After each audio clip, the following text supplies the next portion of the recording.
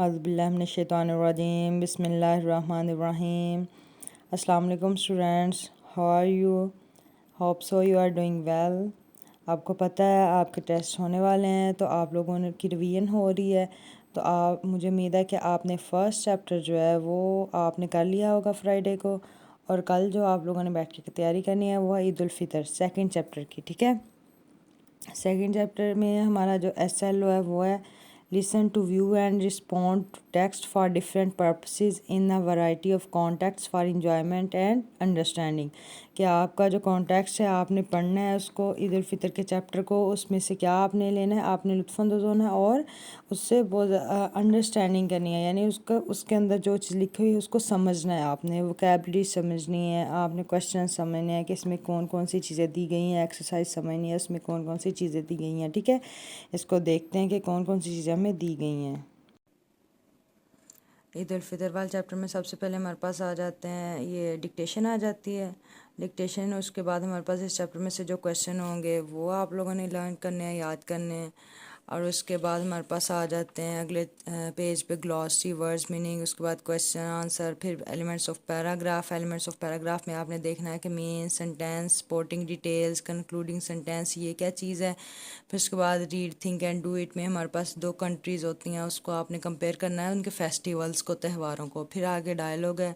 Dialogue में हमारे पास क्या है कि 2 फ्रेंड्स हैं, सहेलियाँ हैं, उनके दरमियान ड्रेसेस एक्सचेंज के बारे में बात हो रही है और किसी पार्टी के बारे में बात हो रही है। ठीक है, वो आपने देखना है, इसको हमने याद किया हुआ है क्लास में। और उसके बाद हमारे पास है अगले पेज पे हमारे पास है टॉक ऑन। टॉक ऑन में हम लोगों ने देखना है, उन्होंने पूछा हुआ है कि आपकी पिछली जो थी वो कैसी रही, उसके बारे में आपने बात करनी है। उसके बाद आपके पास है कंपाउंड वर्ड्स। वोकैबुलरी में कंपाउंड वर्ड्स क्या होते हैं? कंपाउंड वर्ड्स में हमारे पास होते हैं 2 वर्ड्स होते हैं जो डिफरेंट होते हैं, जैसे गोल्ड एक अलग वर्ड है और फिश एक अलग वर्ड है, लेकिन वो मिलाकर एक डिफरेंट वर्ड गोल्ड फिश बना देता है। तो ये कंपाउंड वर्ड्स हमारे पास होता है, यानी कि 2 अल्फाजों का मजमूआ। या और उसके बाद हमारे पास है ग्रामर पोर्शन, उसमें हमारे पास जेंडर नाउन्स। जेंडर नाउन्स में हमारे पास कौन से होते हैं? जेंडर मस्कुलिन जेंडर नाउन्स होते हैं हमारे पास। उसके बाद हमारे पास फेमिनिन जेंडर नाउन होते हैं। उसके बाद हमारे पास कॉमन जेंडर नाउन होते हैं। उसके बाद न्यूट्रल जेंडर नाउन्स होते हैं, ये भी आपने अच्छे से देखना है इसको।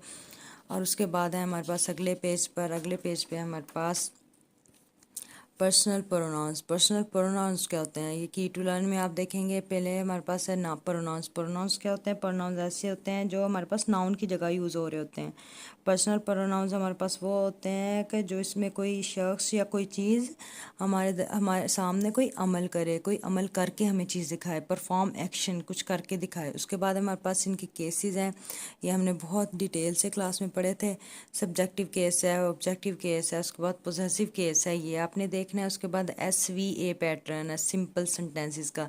ये SVA पैटर्न क्या होता है? इसका मतलब ये है कि हमारे पास subject plus verb plus adjective, ये वाला पैटर्न होता है, ये आपने देखना है। उसके बाद है हमारे पास अगले पेज पर simple past tense. Simple past tense की पहचान क्या आती है? इसके एंड पे था है, था, थी, थे उर्दू पहचान में होते हैं, या अलिफ छोटी या बड़ी ये वगैरह आता है।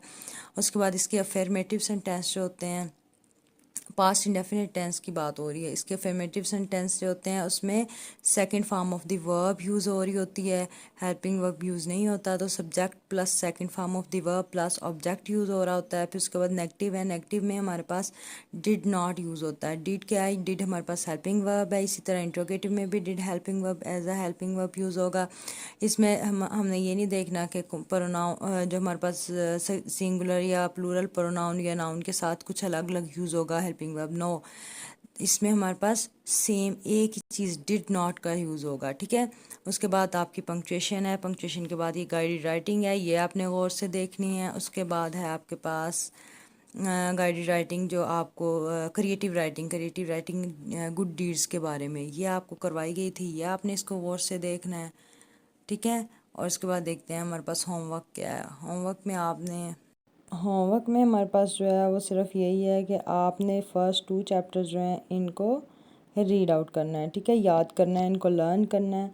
और फिर आपका मंडे को इंशाल्लाह टेस्ट होगा आपका। होप सो आपको समझ आ गई होगी। फिर भी अगर किसी चीज़ की आपको समझ नहीं आई तो आपने टेस्ट देने से पहले टीचर से कंसल्ट करना है कि टीचर मुझे इस चीज़ की समझ नहीं आई, काइंडली हमें बता दें। और ये आपने देखना कि सबसे पहले आके अपने क्लास वालों से पूछना है, अगर उनको भी समझ नहीं आ रही होगी फिर आपने टीचर से पूछना है, ठीक है। सबसे पहले अपनी क्लास वालों से कंसल्ट करते होते हैं। ओके जी, अल्लाह हाफिज़।